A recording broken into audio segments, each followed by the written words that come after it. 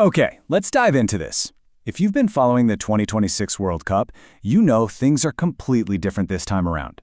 Expanding to 48 teams has radically changed the group stages. It isn't just a simple finish first or second and you're good situation anymore. So, in this explainer, we're going to unpack the absolute high-stakes mathematical thriller that is the race for the final spots in the knockout phase. Here's our roadmap for today. First, we'll look at the last 32 math. Then, how tiebreakers actually work in practice. After that, we'll check out the third-place leaderboard, look at the safe teams versus the sweating teams, and finally, highlight the final groups to watch. Section 1. The last 32 math. Let's make sure we understand this new tournament format. Okay, so with 12 groups of 4 teams, the top 2 in each group automatically qualify. That gives us 24 teams. But, a standard bracket needs 32 teams to function cleanly. Which brings us to this massive, absolutely crucial number right here, 8. Out of those 12 groups, exactly 8 best third-place teams are going to survive to fill those remaining spots and advance to the round of 32.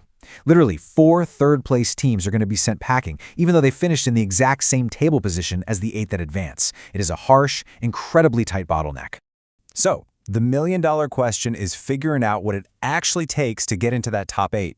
Well, based on the data and the results we've seen so far, reaching the magic number of 5 points, that definitely secures a team's ticket to the knockout phase.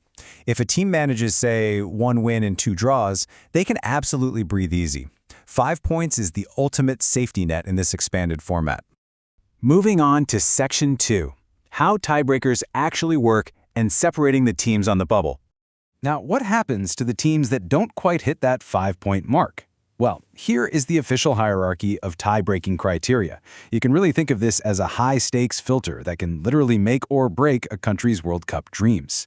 First up, it always comes down to overall points. Simple enough, right? But if those are equal, we look at overall goal difference. Still tied? It goes to total goals scored in the group stage. Now, if somehow, after 3 grueling games, teams are perfectly identical across all 3 of those metrics, we move to step 4, the conduct score. And if that fails, it all comes down to step 5, their overall FIFA ranking. Actually, let's pause on that 4th step for a second because it is fascinating. The conduct score is a fair play status ranking based entirely on team discipline. We're talking primarily about how many yellow and red cards a team has racked up. Just think about the gravity of that for a moment. A team can literally be eliminated from the World Cup just because a player made a reckless tackle in the 90th minute of their first game and picked up an unnecessary yellow card. I mean, it brings this intense, almost suffocating weight to every single foul across the entire group stage. Section 3, the third-place leaderboard. Let's see who sits above the cut line. All right, let's see how all this math builds into the real-time standings. Here's the top tier of our 12-team third-place leaderboard. Look at those top 3 right there, Sweden, Ecuador, and Bosnia and Herzegovina. With the way the groups have shaken out so far, these 3 teams are already mathematically guaranteed to finish among the top 8. They're officially, safely through to the last 32. And right below them sits Paraguay. They're sitting very comfortably on 4 points. Technically, they're still waiting on other groups to officially confirm their spot, but 4 points is proving to be a very, very strong hand. But just below them is where the nightmare really begins. This is the bottleneck at the very bottom edge of the qualification zone, the dreaded cut line. Ranks 5 through 8 currently feature Croatia, South Korea, Algeria, and Scotland. All 4 of these teams are stuck on exactly 3 points. They are literally clinging to the final qualification spots by their fingernails. Section 4. Safe teams and sweating teams. The pure tension at 3 points. This brings us to the absolute agonizing drama of being stuck on 3 points. This is where your tournament is entirely out of your hands. The tiebreaker math turns into a grueling waiting game while you watch other countries play. And this brilliantly illustrates the rules in active effect. Look at South Korea versus Scotland. Both teams finished their group stage campaigns with exactly 3 points. But because South Korea managed a goal difference of -1, they're currently ranked 6th and sitting in a qualification spot. Scotland, on the other hand, suffered heavier defeats, leaving them with a goal difference of -3. So they're sitting in 8th place, right on the precipice, knowing that a single goal scored by a team in another group could knock them completely out of the tournament. Sadly, for some teams, that agonizing wait is already over. The math has officially run out for Haiti, Jordan, Tunisia, Turkey, Panama, Qatar, Czechia, and Curacao. They just didn't secure enough points or a strong enough goal difference, and so they've been officially eliminated from the World Cup. Section 5, Final Groups to Watch. These are the final groups that will actually decide the bracket. So who actually holds the fate of those sweating bubble teams? Well, the final whistle in these specific remaining fixtures is going to dictate exactly how the math shakes out. Let's start by analyzing Group G. Egypt currently sits on top with 4 points and a solid goal difference, meaning they guarantee their qualification with just a draw against Iran.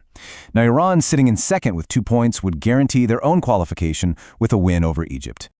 But the real story here? It's the incredible pressure on Belgium. They're sitting in third place on just 2 points. A draw just isn't going to cut it. 3 points total with a 0 goal difference would put them in terrible danger on the third-place leaderboard. Belgium absolutely must secure a win against New Zealand to guarantee their survival in this tournament. It's do or die. Now, moving over to Group H, we see a slightly different dynamic. Spain is sitting pretty on 4 points with a +4 goal difference. They're totally safe with the draw or a win. Uruguay, however, is on 2 points and needs to pull off a massive result and actually beat Spain to guarantee their own direct qualification. Which, fascinatingly, opens the door for Cape Verde. This just shows exactly how quickly fortunes can change in these final matches. Cape Verde has a clear, singular path to the knockout stage. Because they're sitting on 2 points right now, they completely control their own destiny. If they can defeat Saudi Arabia, they jump to 5 points and punch their ticket straight to the last 32. No crazy math required. Finally, let's take a look at Group K. Colombia has already secured 6 points and is safely qualified. Portugal is sitting in second with 4 points and a massive +5 goal difference. Look, even if Portugal loses to Colombia, that huge goal difference means they are virtually locked in to advance, either in second place or as one of the very best third-place teams, unless, they somehow suffer a historically heavy defeat. And this leaves the Democratic Republic of the Congo in a really fascinating position. They sit on 1 point and simply must beat Uzbekistan to keep their hopes alive. But here's the critical strategic advantage, because Group K kicks off late in the schedule. DR Congo will likely know exactly how many goals they need to score. They'll know the exact goal difference required to jump over teams like Scotland or South Korea on the leaderboard. It literally turns their final match into a pure numbers game. And honestly, that is the true beauty and anxiety of this expanded format. The group stage doesn't end with a whimper. It ends with calculators, tiebreakers, and fans sweating over yellow cards accumulated weeks ago. So, what does this all mean? Well, I'll leave you with this. With the math so incredibly tight, which of these bubble teams currently stuck on 3 points do you think will survive the tiebreakers and claim that final spot in the last 32? Keep that tiebreaker math in the back of your mind as you watch these final, thrilling group matches unfold.